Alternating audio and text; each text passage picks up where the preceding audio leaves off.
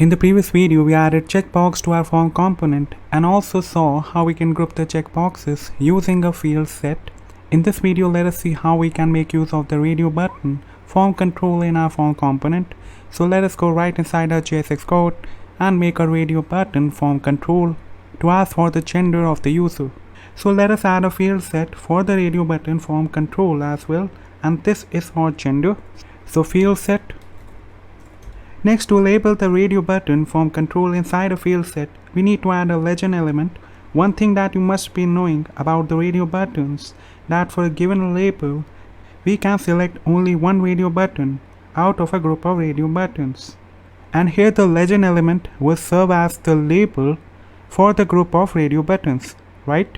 So let us define the legend element, legend and gender. And then let us define a div with a class of field and a label. Let us omit the for attribute on the label, and now add an input element with a type of radio, name, gender. So remove this ID attribute, and now let us keep each attribute in its own line. So type and name like this. Let us add a value for the first radio button, so male,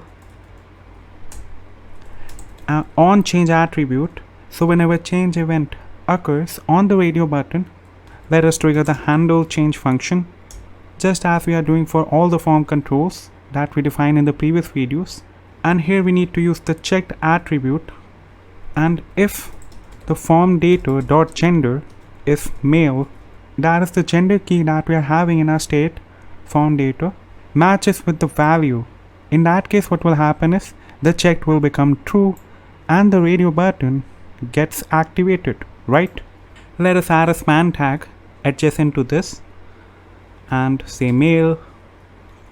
Next, let us copy this and paste it down below 2 times.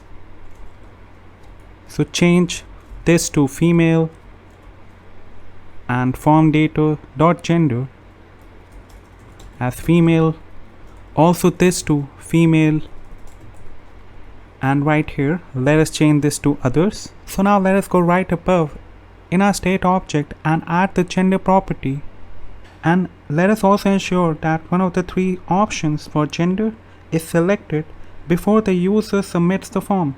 So right here let us add the gender property, and for start let us set this to male.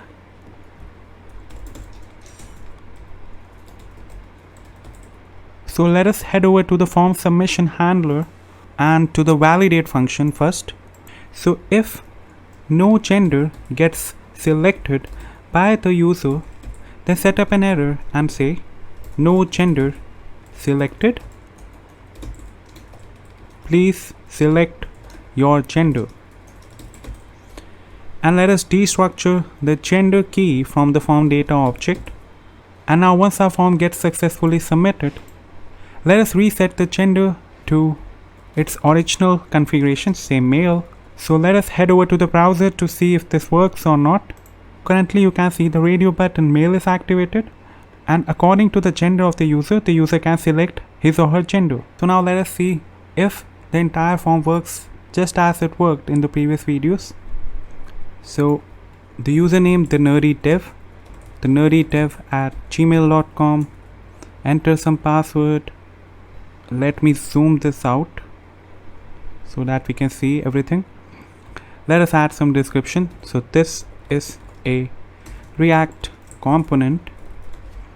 Let us select a profession, so blockchain developer.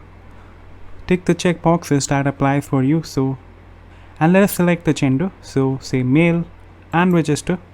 And you can see the form data is getting logged to the console.